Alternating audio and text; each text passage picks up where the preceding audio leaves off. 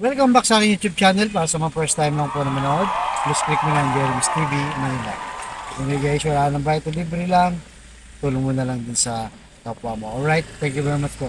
So topic natin po today's reflection, yung buong buhay ni David, guys. Kung ano nga ang nangyari talaga sa kanya.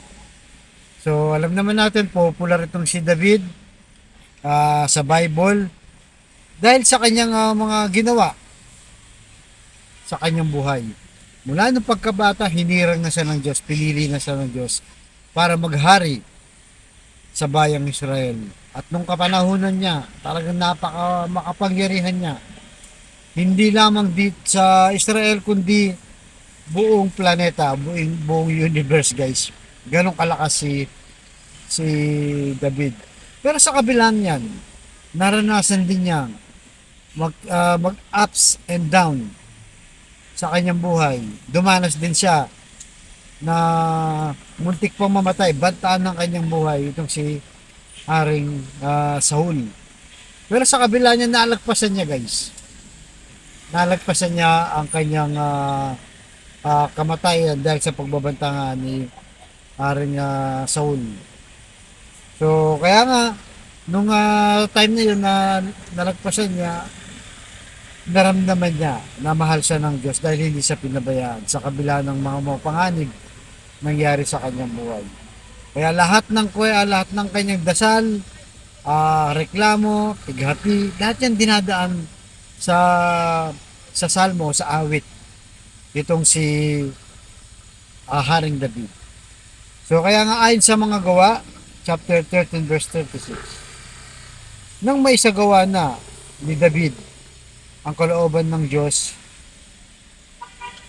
para sa kanyang kapanahunan, siya'y namatay at inilibing sa piling ng kanyang mga ninuno at siya'y dumanas ng pagkabulok. So ang ibig sabihin nito, guys, yung pagkamatay niya, yung katawan niya na ilibing tapos nabulok. So lahat tayo dadaan dyan.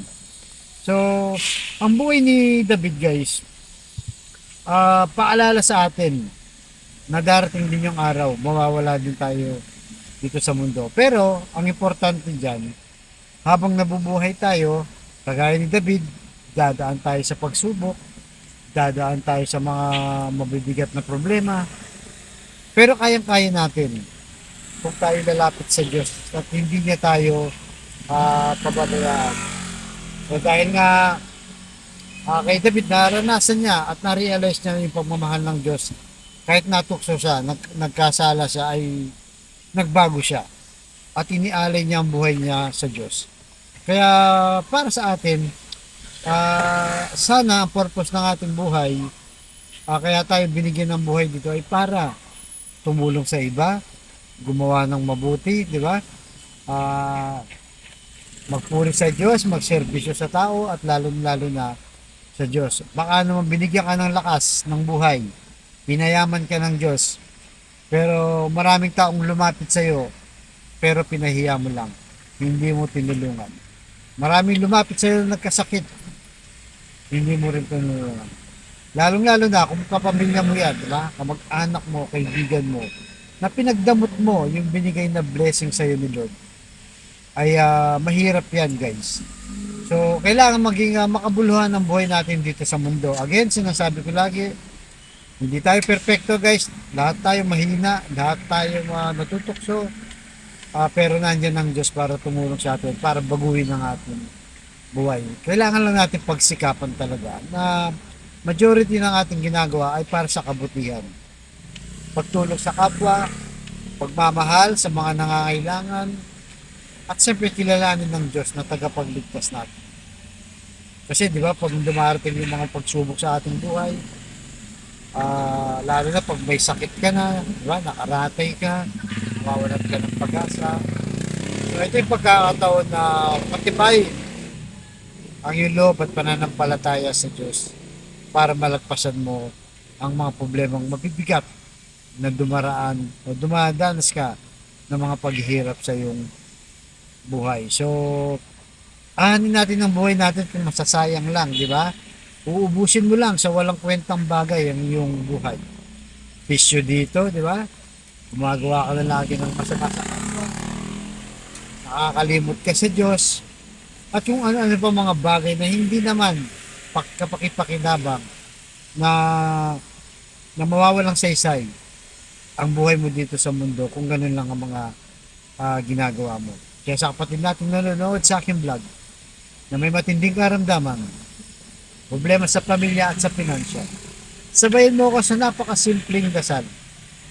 Kung ikay maniwala at magtiwala sa ating Panginoon Jesus, ay tsak yun, kanyang pagkakaloob sa tamang panahon. At tayo may manalangin mo na yun. Lord, invest po ang kapatid namin nanonood sa aking vlog na may matinding karamdaman. Bedridden na Lord, may taning na sa buhay, stage 4 cancer na, at kung ano po ang mga karamdaman sa kanyang katawan. Ipuin niyo po Lord yung mapagpagaling na kamay. Tanggalin niyo po, haplusin niyo po ang kanyang karamdaman para sa kanyang pamilya. Ganon din po sa pamilyang nasira na nagkawatak-watak dahil sa hindi pagkakaunawaan.